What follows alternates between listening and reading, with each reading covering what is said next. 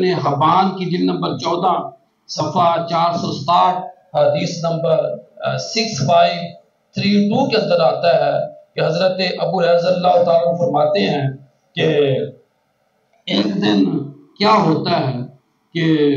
ہم ایک سفر میں تھے، کھانے کے لیے کچھ نہیں تھا اور ہمارے پاس صرف اور صرف 21 کھجوریں تھیں، مہمان زیادہ تھے،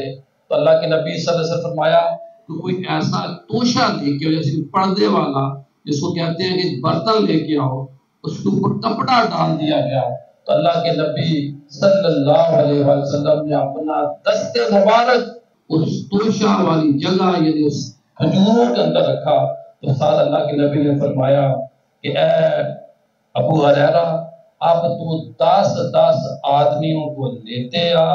اور لوگوں کو پیٹ بھر کے کھجوریں کھلاتے جا۔ اب فرماتے ہیں کہ ہم پھر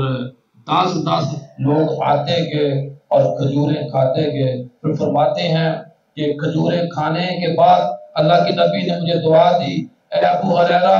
اس توشے کو، یعنی اس برتن کو جس میں کھجوریں ابھی تک بچی ہوئی تھی، اس برتن کو، اس کھجوروں کو محفوظ کر لے، جب تک تو چاہے گا کھاتا جا، میرے ہاتھوں کی برکت سے یہ کھجوریں کبھی ختم نہیں ہوں گی۔ اور فرماتے ہیں کہ پھر میں نے ان کھجوروں کو سیدنا صدیق اکبر رضی اللہ تعالیٰ عنہ کے دور میں بھی کھایا، لوگوں کو بھی کھلاتا تھا۔ پھر فرماتے ہیں پھر میں نے حضرت عمر کے دور میں بھی، عثمان غنی رضی اللہ تعالیٰ عنہ کے دور میں بھی ان کھجوروں کو کھایا، اور فرماتے ہیں کہ میں نے اتنا کھایا کہ پھر 26,000 کلو تقریباً، اور جس کو انہوں نے فرمایا کہ میں نے 130 واسق کھایا، جو اونٹ وزن اٹھا سکتا ہے جتنا، اس کو اس وقت کے دور میں واسق بولا جاتا تھا۔ اور فرمایا کہ پھر ہوا کیا کہ وہ کھجوریں ابھی ختم نہیں ہوئی تھی، جن کھجوروں کو اللہ کے نبی کے ہاتھ لگے تھے وہ کھجوریں موجود تھیں۔ اس کے اندر آتا ہے حضرت قتادہ بن نعمان رضی اللہ تعالیٰ فرماتے ہیں کہ غزوہ بدر کے اندر میری جو آنکھ تھی وہ زخمی ہوئی، اتنی زخمی ہوئی کہ آنکھ کا ڈیلا آنکھ جو ہے وہ باہر لٹک گئی۔ تو کچھ صحابہ نے مجھے کہا، اے قتادہ بن نعمان ہم یہ چاہتے ہیں، ہمارا یہ خیال ہے کہ آپ اس کو کاٹ دیں، یعنی کہ جب کاٹ دیں گے تو ایک ہاتھ سے ساری عمر آپ کو نظر آئے گا، اب تیری آنکھ تو ضائع ہو گئی ہے۔ تو فرماتے ہیں کہ چلتے چلتے ہم کریم آقا صلی اللہ علیہ وسلم کے پاس پہنچے، جب انہوں نے دیکھا کہ قتادہ بن نعمان رضی اللہ تعالیٰ عنہ کی جو آنکھ مبارک باہر لٹک رہی ہے، اللہ کے نبی صلی اللہ علیہ وسلم نے اپنے مبارک ہاتھوں سے اس آنکھ، اس ڈیلے جو نکلی ہوئی آنکھ باہر لٹک رہی تھی، اس کو پکڑا،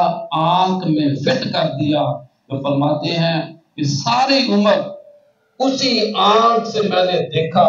اور لوگوں کو، کسی دوسرے فرد کو ساری عمر یہ محسوس نہیں ہوا کہ کبھی یہ جو آنکھ تھی وہ زخمی بھی تھی۔ اب دیکھیے بڑے سے بڑا ہم بڑے وی آئی پی طریقے سے کرائیں آپریشن تو اس کے جو نشان ہیں باقی رہ جاتے ہیں، لیکن میرے نبی کے ہاتھ کو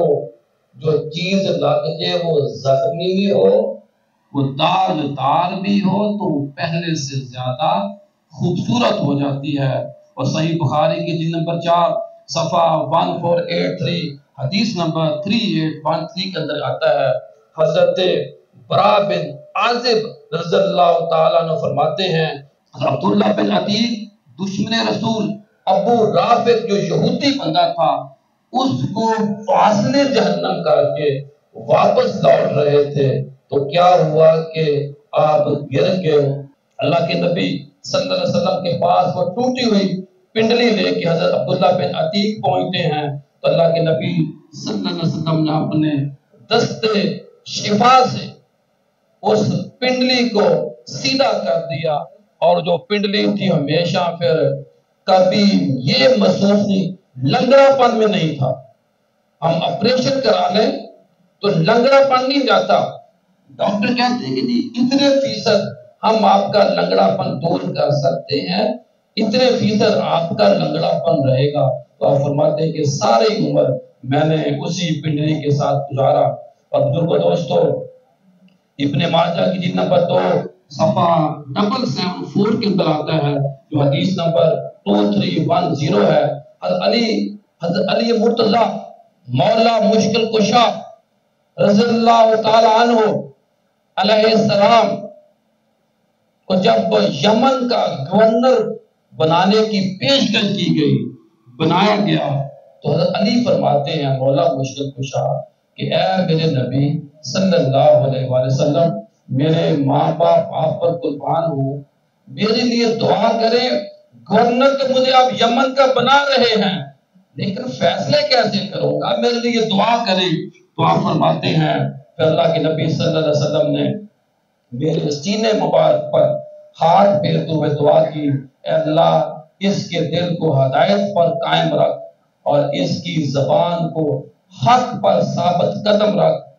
فرماتے ہیں کہ خدا کی قسم اللہ کے نبی صلی اللہ علیہ وسلم نے جب میرے سینے مبارک اپنا ہاتھ پھیرا تھا اور میرے لیے اللہ سے دعا کی تھی، اس دعا اس سینے پہ ہاتھ پھیرنے کے بعد ساری عمر مجھے 2 آدمیوں 2 گروہوں کے درمیان صلح کرانے میں، ان کے معاملات کو حل کرانے میں کبھی کوئی دقت پیش نہیں آئی.